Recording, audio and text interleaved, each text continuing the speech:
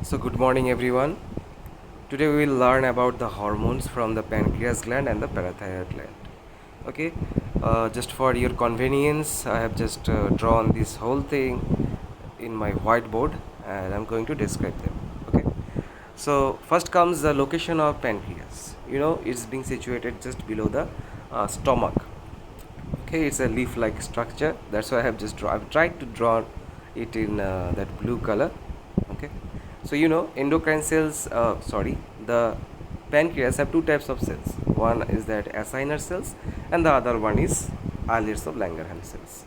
Islets of Langerhans cells is the key player which have some endocrine function. Okay, it have three types of cells. One is alpha cell, beta cell, and delta cells. What is the function of alpha cell? It secretes glucagon. Beta cells, it secretes insulin, and delta cells, it secretes somatostatin.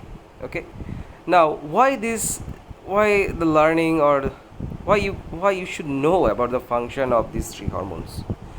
The main thing is glucose homeostasis. Okay, what is glucose homeostasis? We take the foods, whatever we in most of the cases we do have most amount of carbohydrate in our lunch. Okay, so almost all the carbohydrates, even the proteins and fats, they all in turn turned into glucose. Okay, most of them, like the carbohydrates, if you just consider. So this carbohydrate, when it's being broken down in the simplest form, it is glucose, and this glucose is very much necessary for us to do all the functions, because you all know that glucose produces ATP, or our energy. Okay, so just see in the first case, as after food intake, suppose you are in your school lunch period, or in the morning you have just came out from your home having your breakfast and you are off to your school. So the moment you have just taken the food, what happened? The blood glucose level increases. Okay, it makes sense. When blood glucose level increases, it stimulates the beta cells, and the beta cells secretes insulin. So the moment beta cells secretes insulin released in the bloodstream, and it starts its function. The first function it does, the glucose utilization increases in the muscle. Glucose stores in the form of glycogen inside the liver and stores glucose in adipose tissue. These three functions happen in a simultaneous way. Okay, as much more glucose is being transferred to the muscle cells, and as the glucose is being stored in the liver and inside the adipose tissue for our future uses, the blood glucose level normalizes. Means your body, with the help of insulin, it have stored the food, the necessary portion of the food, just to store it for your future uses. Now as the days goes on, you've been through your class, and just before lunch you feel so much hungry, isn't it? So what happened? I have marked here prolonged starvation, or you can also can understand that after prolonged starvation, what happened? The blood glucose level falls down. So when blood glucose level falls down, and suppose you have no other thing to eat and no other supply of glucose, so this low level of blood glucose, it stimulates the alpha cell, and the alpha cell releases glucagon. Okay, what glucagon does, it brings another friend of our body, that's hexokinase, an enzyme, and it breaks down the glycogen to release the glucose. Okay, that has been stored when you have taken your lunch.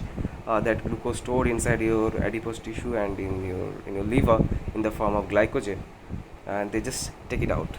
Okay, and that has been released to the blood, so blood glucose level normalizes. Okay, so this whole process of that balancing the level of glucose is termed as glucose homeostasis. Okay, so hypo secretion and hyper secretion means, hypo means less secretion and hyper secretion means more than what is required, more secretion. Okay, so if insulin secretion goes down, what will happen? There will be excess of glucose, because enough amount of insulin, it stores the glucose, it takes the glucose away from blood and stores it or utilizes it. Now if the insulin is very low, so it will cause high blood glucose level. Okay, or you can also call it as hyperglycemia. So as more amount of glucose inside your blood, so your kidney will try to excrete that excess amount of glucose from your body. As a result, there will be huge amount of glucose in your urine. The condition is called as glycosuria. And what will happen with that, you have to go for frequent urination, but the volume of the urine will be very much low, but you will have a urge to go for urination in a frequent basis. Okay, so we can call that situation as diabetes mellitus, and I have just written it as DM. Okay, as there is very less space available. Okay, so low amount of insulin causes diabetes mellitus. Now, if insulin level goes up, then what will happen? If insulin level goes up, means almost all the glucose has been taken away from the blood and it's being stored in the where it should be stored. So as a result, low blood glucose, and body will not get enough glucose. As a result, the body will go in a state of coma or insulin shock. You have already learned it in your class 10, and it will be a coma. Means our brain, it takes the most amount of glucose, it utilizes most amount of glucose when there is already not sufficient amount of glucose in the blood. So your brain will also lack that glucose, and it will go to resting stage or called as coma. Okay, temporary coma. Now at the top I have mentioned two types diabetes mellitus. There are two types of diabetes mellitus. One is type 1 and one is type 2. Okay, type 1, it's these two types generally depends on two various causes.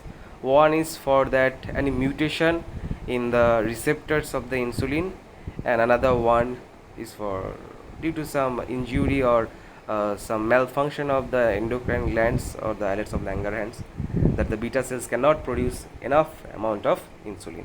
When your class will start, I will discuss it in the class. Okay, now let's come to parathyroid gland. It's a very small gland in the thyroid gland, but it have a very vast function. First of all, I want to tell you the role of calcium inside our body. Okay, calcium, it's being a mineral, it plays so many functions. First, our muscles are very important for us for our movement. So the muscles always start contracting and relaxing. This contraction and relaxation demands calcium. Okay, blood clotting, without calcium it is impossible for the blood to clot. And what is hemophilia? That sort of condition can also come. Nerve impulse, like the nerve impulse transfer from one neuron to another neuron. So if there is not enough amount of calcium, there will be some problem in our nervous systems. Okay, and also in our limbic systems. And without calcium, our bones, they becomes very weak and they can break anytime. Okay, so let's get into it. Parathyroid gland, it releases parathormone. Its function is to control blood calcium level. What happens when low calcium level is there in the blood? It stimulates the parathyroid gland. Okay, parathyroid gland, it releases parathormone. What is the function of parathormone? The parathormone stimulates the osteoclast cells to eat up the bones. Now what is osteoclast cells? Our bones have two types of cells. One is osteoclast, another one is osteoblast. Okay, osteoclast and osteoblast. The function of osteoblast is it helps in the building up of the bones. It helps the bone to grow. Okay, try to remember like that. Osteoblast, B is there, that means it is going to build. Okay, and osteoclast, its function is to eat up the bone or destroy the bones. So as there is very less amount of calcium, so parathormone helps the osteoclast cells to grow, and the osteoclast cells start eating up the bones. As a result, more calcium is being released and the calcium goes to the blood, and the low blood glucose level is being neutralized, or you can say normalized. This happens generally in the elderly persons when there is already very lack of calcium and the bones become very weak. Okay, if this osteoclast cells keep on working, they make pores in the bones. The bones become porous, and porous bone are very fragile, and that condition is called as osteoporosis. Okay, now comes thyroid gland. You know, thyroid gland, you already learned thyroxine hormone is there, which generally functions upon our metabolism systems. Now there was another hormone, calcitonin. Okay, a very very important hormone. So when calcitonin starts releasing, you can see high blood calcium level. When there is high blood calcium level, it stimulates the calcitonin release. As calcitonin gets released, it actually shows two function. First function, it suppresses the osteoclast cells and it stimulate osteoblast cells. Suppress means, you know, osteoclast cells, their function is to eat up the bones. If they keep on eating up the bones, means there will be no bones, the bones will be so much porous and the person can die anytime. Okay, so osteoclast cells need to be suppressed or need to be calmed down. So this calcitonin tells the osteoclast cells, okay buddy, your function is over, now you keep quiet. And this calcitonin cells also stimulate, it push up the osteoblast cells. What blast means? Building. So blast cells, what it does, it takes that calcium from the blood and stores it in the bones. So the blood calcium level, high blood calcium level falls down and it's being normalized. So it is also a homeostasis. Okay, we have already learned homeostasis by the function of insulin and glucagon, and here it is parathormone and calcitonin. Homeostasis means maintaining a equal environment. Okay, I hope it will help you. So let's see in the next class. Okay, bye bye, take care.